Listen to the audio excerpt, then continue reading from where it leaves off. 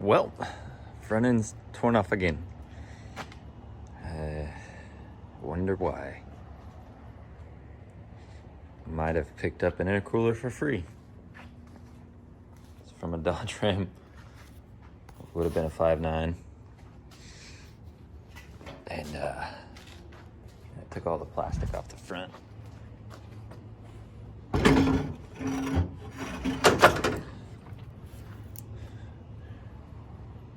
Should be able to fit it. You know, we'll blow some holes in there and mount her up and trim that plastic garbage that held the front grill in there, and I'll just get rid of the front grill. And my intercooler will be my grill. Won't hurt my feelings.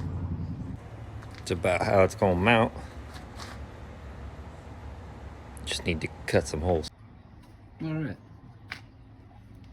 Back for another channel update. The 5.9 Cummins intercooler and a 94 F250.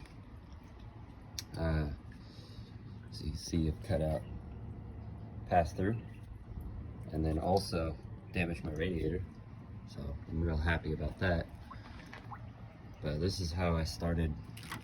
I laid it up behind, basically flipped the intercooler around so the tubes that face me, and traced out the intake and drilled out the spot welds.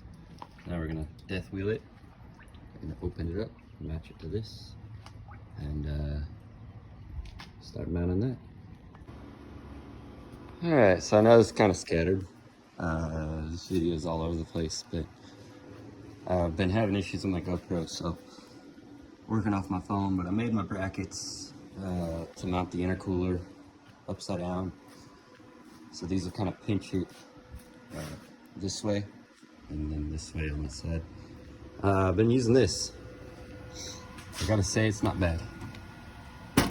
For 275 bucks, this thing welds pretty dang good. Of course, I'm on gas, but I like it a lot. This thing, this is the MiG 270. Been enjoying it. I've already had a gas bottle, so I didn't have to pay for that too. But when you consider $275 for that and a TIG torch, I'm not gonna argue. So let's get back to the truck. So I got my holes, but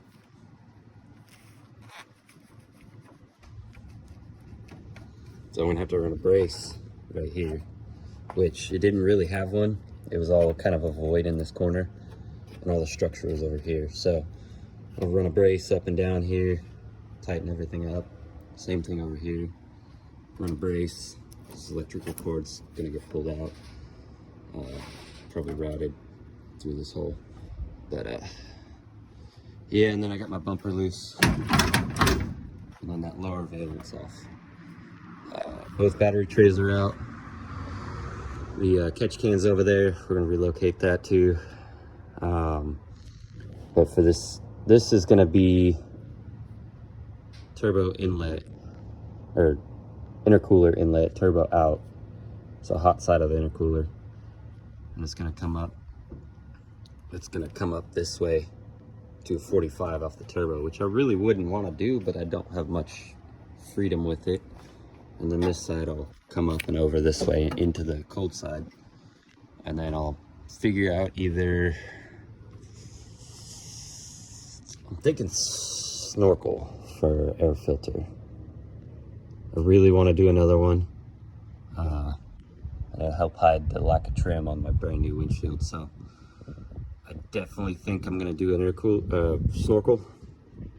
I'm just trying to figure out routing, because right now it's gonna be crowded.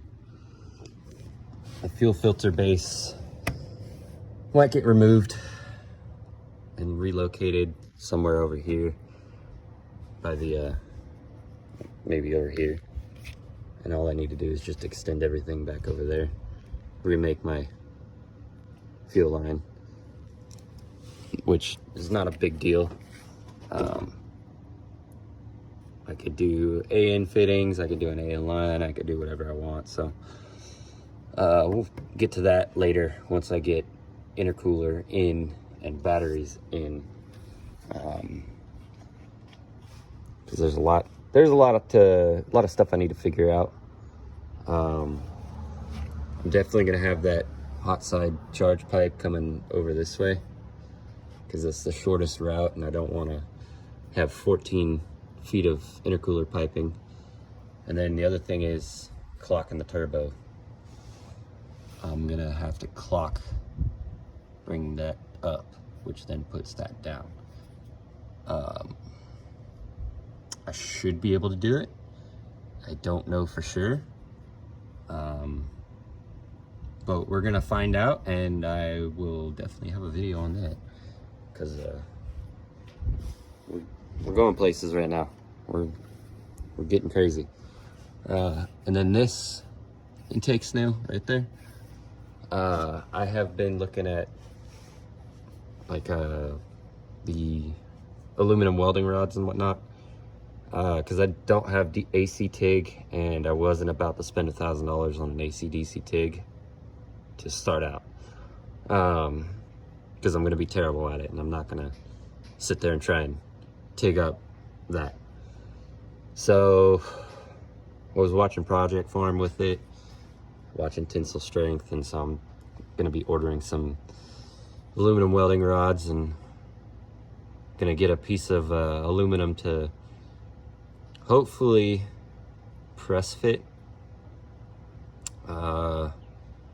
or have at least a really tight clearance fit, so that when I do weld it, I'm not relying solely on the weld.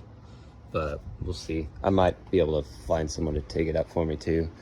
I just don't want to have to pay for that. And then we got the LS, and you know, it's a little crusty. We got one questionable cylinder. Where's it at? There's one questionable, and then, oh yeah, so we got like 3 questionable cylinders. Sorry, it's a little crusty, definitely crusty, and a little crusty.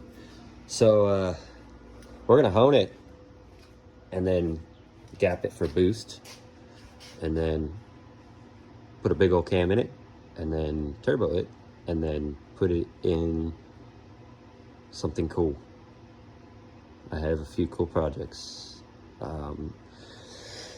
We were gonna do it to the 86 Ford out there, but it has a perfectly running straight 6, and I really don't want to pull that straight 6 out because it's perfect for the truck. So we're just gonna put a new transmission in that, and fix it up and drive it, and then that'll go into something else that'll be cool. Might pick up a Chevy C10 or something, but it's definitely gonna have a turbo on it, because we're gonna put this doomed block out in style, because this thing's been run out of oil. It's had too much oil pressure, misfires, obviously the water in the cylinders, bad valves, you know, it's been beat.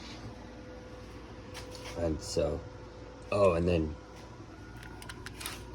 we got that variable cam timing.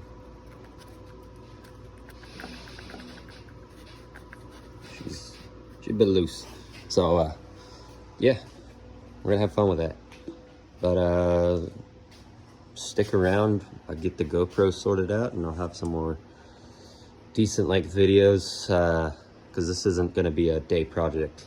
I'm on day 3 technically, but I've only had a couple hours each day to work on it, so here we are.